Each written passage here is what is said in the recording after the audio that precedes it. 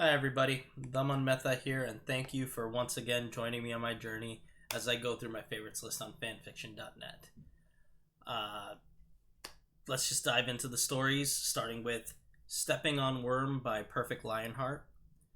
This is a worm, fic where there's an SI, involves a CYOA, and basically this is a worm fic that kind of highlights the worst parts of the worm universe and just kind of wallows in it. It involves a choose your own adventure that, like, a CYOA character that starts with no powers and has pretty much everyone in the world going after him. The MC is like kind of an okay person and like trying to be a good person, and he grabs his harem with the Sailor Scouts, like in this timeline, who are also decent people, but the rest of the world is grimdark turned up to 11. The PRT is basically running on Amanda Waller's rulebook of like, we can do whatever we want or get you in our employ. We're gonna just Suicide Squad up everybody and the stuff. And the villains are also just more over and vile, because the world's just even shittier than canon, because Eden's still around, so it's not just Scion doing it. So they're actually doing the actual smart plan for the worms. Like, it just creates a world I don't want to visit and I don't want to interact with, right? And I'll fully admit, like, the world of Worm is designed to be a shithole and suck, but like, I don't want to see it suck even more, and I don't enjoy being in a world that sucks ass, right? Like, I like worlds, like, there's still the whole point of it, and the things are like, is like things of hope, and this one doesn't even get that far into it. There are big bright moments, like the last chapter that's here does celebrate the end of Leviathan, but like the rest of the story that is there, and even that, is all just wallowing in the anger and corruption of everybody else. The story was unfinished, but it's clear why the author stopped, like, at the end of the last chapter. They wrote an author's note of why they stopped writing, and I sympathize with the reasons why this author stopped, and I fully understand why they didn't continue. But nevertheless, it didn't make me retroactively like enjoy the story anymore or want to stay in this world, so this is going to fall off my list. Number 2 is Game of Life and Death by General Zargon. This is a Bleach crossover with High School DxD, where Ichigo, after the events of canon, mainly I think this is the events with Aizen, and then he loses his powers. Then he transfers to the high school DxD town right before like the start of that's canon, and also just ends up with the gamer power after the events, and just also then decides to completely ignore all the stuff going on while just getting into random fights and gratuitously leveling up. It is novel and a little funny if you know like the actual plot of High School DxD, just how much Ichigo works to just avoid the main cast and just is like dealing around and like fighting stuff without even understanding who they are and like what's going on, and like just randomly obtaining more and more power. But there isn't really anything past that one joke that just gets repeated over and over.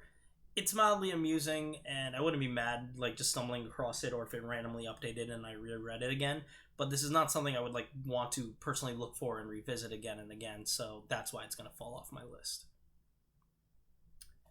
Number 3 is Shield Wizard by sakurademonalchemist, and this is a Harry Potter crossover with Rising of the Shield Hero, and it just has a super jaded loner Harry that is takes the place of Naofumi as the Shield Hero.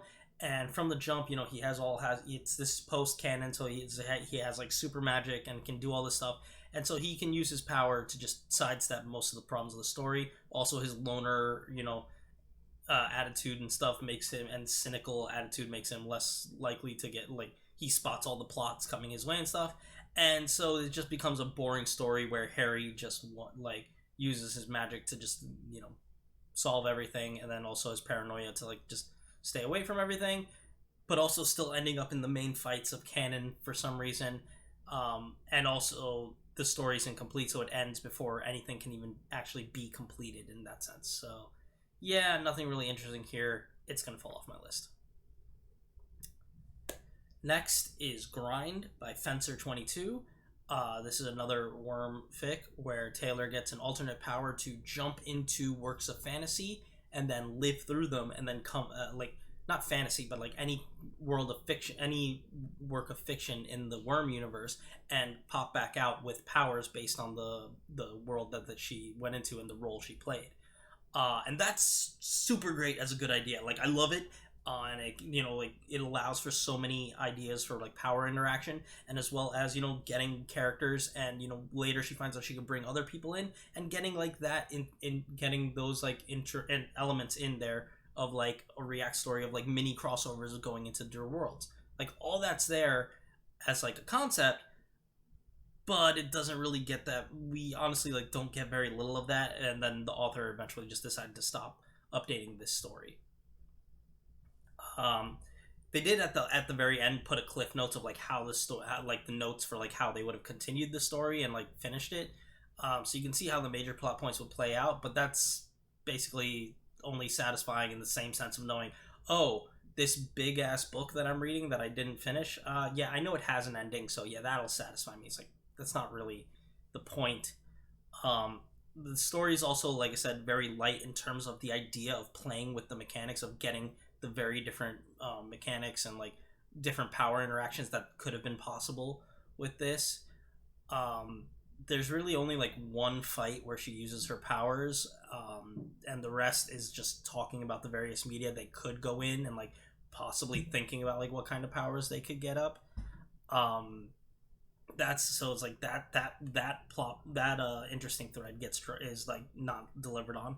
And then we do get like a couple, there's like two or three, I want to say two main trips that we get some like time with, and we see characters interact and stuff, but even that, it's like kind of light and stuff, because like the drama and character bits were still in the early stages, so it's all like pretty light and like not significant. It just like misses out on the main selling points of the story. We don't really get to see the deep dives into those things, which I thought would be fun. This was one of the first stories that this author had written, and like one of the first stories of theirs I read, and like I've read more stuff of theirs, so I can definitely say like they got better with these, like delivering on the premises of their ideas and stuff.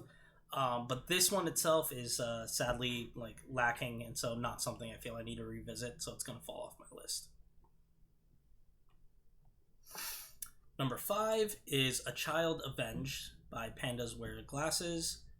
This is a one-shot of basically one scene of the Avengers movie, Avengers 2012.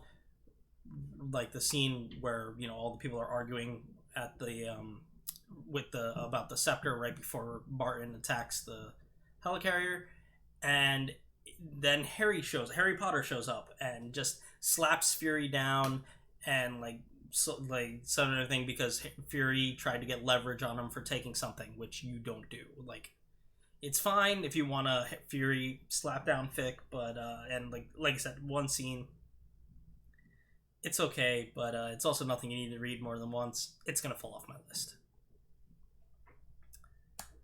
Next is another Harry Potter fic. This one is called Five Nights at Freddy's, or sorry, Five Nights with Harry. It's with Harry by Harry Lefferts. It's a Five Nights at Freddy's crossover with Harry Potter, and I liked a lot. This one, this was written back in 2015 when there was much fewer games and like people didn't know much of the lore, so like there's a lot less stuff going on. I think this was when like the fourth game was out by this point, and like that's all that this story I think references up to. But I really like it a lot. Like, it was fun.